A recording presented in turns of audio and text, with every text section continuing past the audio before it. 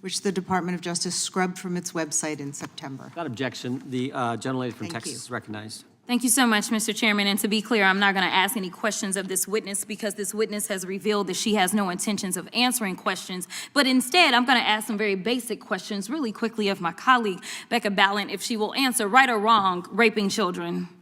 Wrong. Right or wrong, killing random citizens.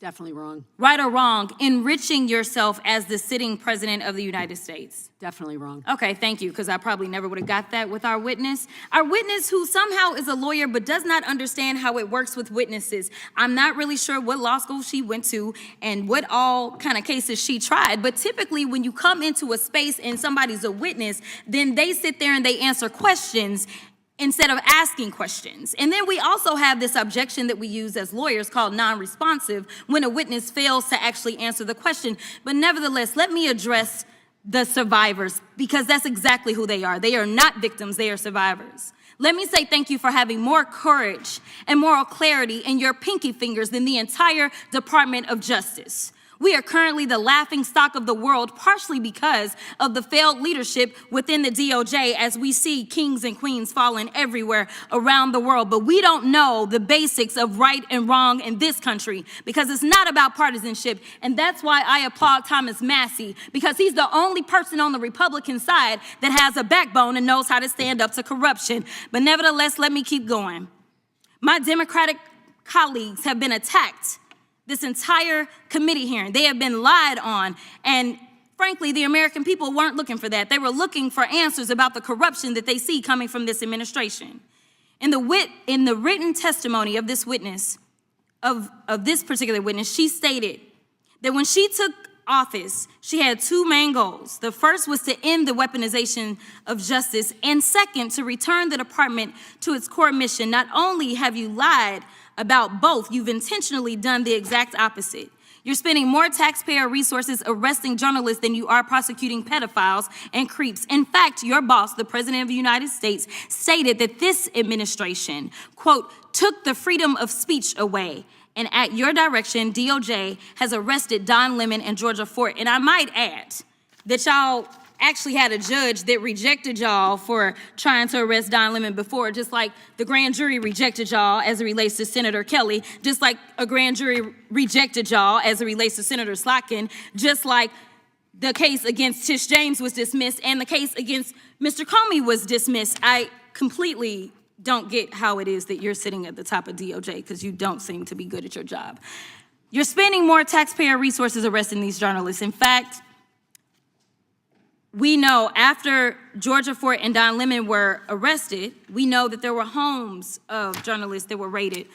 We know that threatened prosecution against students protesting your actions and forced tech companies to remove apps used to track ISIS activities. But let's circle back to you protecting pedophiles and creeps, because I want to talk about the president and his possible involvement with Jeffrey Epstein.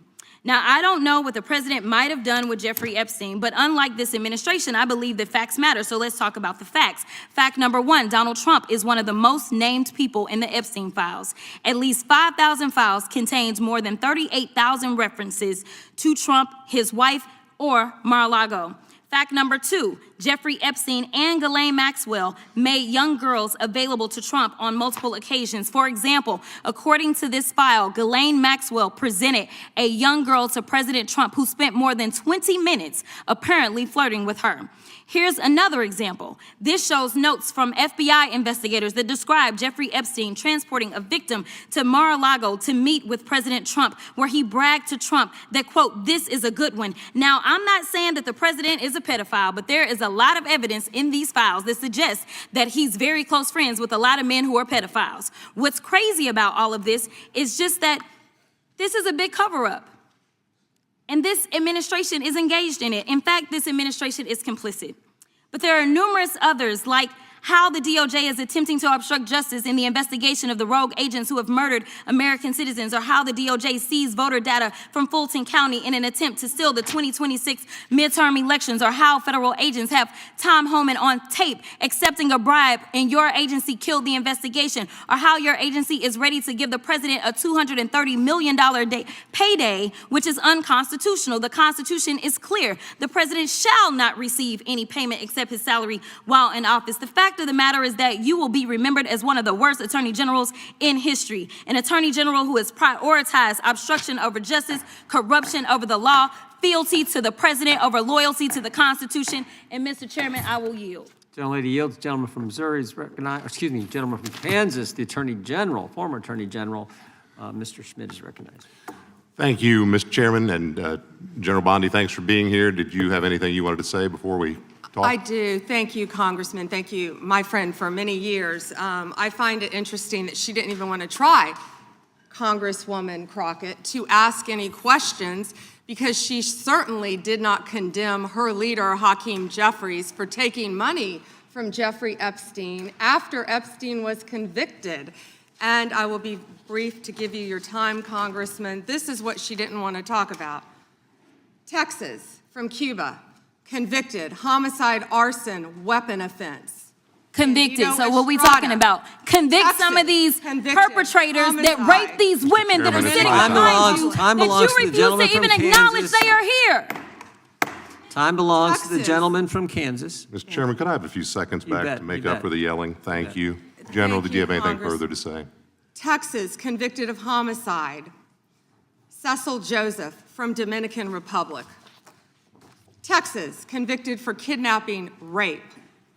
Khalid Khan from Afghanistan. That's why they want to talk about Epstein and not what's happening in their own states. Thank you, General, and thank you for being here. And this has been quite a spectacle to observe today. I think it's sad. I ran for Congress because I thought we had serious problems in this country we wanted to try to fix together, and this performance today, not yours, General, but some of my colleagues, has not shored up my confidence that we are up to the task. You and I served together for 8 years when you were Attorney General of Florida.